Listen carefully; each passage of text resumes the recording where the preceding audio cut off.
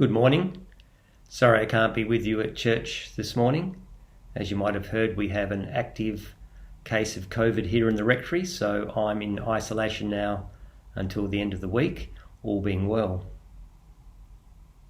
Today I wanted to talk about that second reading, St. Paul's first letter to the Corinthians, chapter 10. It's actually part of a larger chunk. The chunk begins at chapter 8 verse 1 and runs through to chapter 11 verse 1. And it's actually about, might not seem with the reading we received today, the smaller little bit we had from this bigger piece, but it's actually about Paul helping a congregation, the congregation in Corinth, to negotiate their own relationships as well as their relationship to the world around them. And he's using Jesus as the means to do it. The principle he is applying, that he's extracted from Jesus, so to speak, is that we should put others first, because that's what Jesus did. He put others first. I should just say, though, we have to be careful with this idea of extracting a principle from Jesus, because it's very easy for principles to be cast adrift from their source. And then somewhere down the track, the principle can be applied in a way that would actually be contrary to Jesus. We should always remember that we follow Jesus, not a principle. And in actual fact, as we are formed as Christians, it's the totality of his life, death, and resurrection that impinges on us.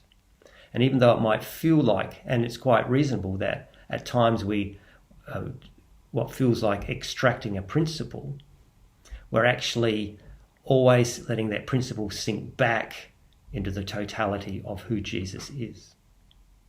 But returning to the second reading, so it begins in chapter 8. The question is, should we eat meat? This is the question they posed to Paul, because meat in those days in Corinth was the product of a pagan ritual of sacrifice. So what should we do about that, Paul? And he writes back and says, now look, yes, you could eat it, couldn't you? Because we all know, even though that's the ritual is idolatry, we all know that God does not exist. Yep, that's true. However, what if when you went to the ritual, this pagan ritual, and participated in it, a member of the church of weaker faith saw you and then drew the conclusion that you actually believed in that God, as well as Jesus? That would undermine that person's faith. So on that basis, he says you should restrain yourself from going to, for instance, the actual temple and participating in some kind of ritual. He then goes on and says, well, actually, hang on though.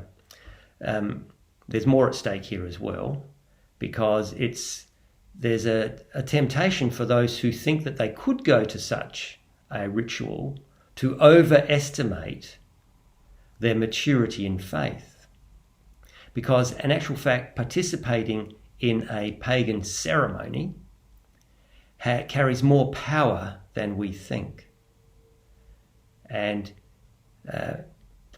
he talks about the way in which when we eat and drink together as Christians, remembering Jesus, that we are bound together in one as his body. So he thinks that there's great power in what we're calling the Eucharist. He says there's great power in these pagan rituals, so be careful. You think that you can withstand the temptation and not fall. But then he goes into our second reading, you see, and he says, well, remember the people of Israel when they were led out of slavery by Moses into freedom, received all the spiritual blessings that came from that, and yet they fell into idolatry, for instance, and they were judged for it. So be careful, he says, that you're not overestimating your maturity. So his first argument is put others first. So think of the weaker members of the faith. Give up your freedom for their sake. You are free to eat the meat, but give up your freedom for their sake. And then his second argument is, in thinking that you are able to eat the meat because you're so mature, don't overestimate it. Well, there's a good little another principle, if you like, that is extracted from Jesus about humility, spiritual humility. Then he continues on and he says there must have been another question about, what if I go to someone's house, not the temple, but someone's house and meat is served? What should I do? Because we would all know that the meat has come from a pagan ritual. What should I do though? Can I eat the meat or not? And he says, yes, you can. However, if one of your weaker brothers or sisters is there and says to you, oh, hang on, that's come from a pagan festival, then for the sake of their faith again, you should restrain yourself. So he's applying this principle of putting others first. And in our reading today, he's also asking people to not overestimate their maturity. I think that's beautiful. If you have never read the chunk of 1 Corinthians from chapter 8, verse 1, through to 1 Corinthians 11, verse 1, I really encourage you to do it. It's a beautiful example of a minister trying to help a congregation negotiate their own life together, because in the Corinthian church there was a trouble between the two groups, the stronger and the weaker, perhaps the richer and the poorer or something. And so he's trying to help them maintain their unity. And one of the principles he applies is put others forward first. And also, remember, don't overestimate your spiritual maturity. Be humble. Well, how about that for two principles which we should always keep in contact with Jesus, the totality of Jesus, who he was. But two principles that would be great to be known for as a church, wouldn't it?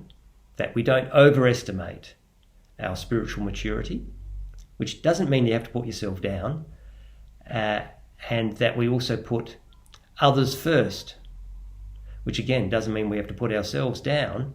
It's putting others first within our church, but also in our interactions with the world. But within our church, we give up our freedom for the sake of others. I love that. And to be formed as individual Christians by these principles, but also to be known as a church that lives those principles. That's something to think about and for us to pray about and to continue to live and grow into. Well, thanks for joining me today in my talk. Hope you enjoy the rest of the worship today. Thanks. Bye-bye.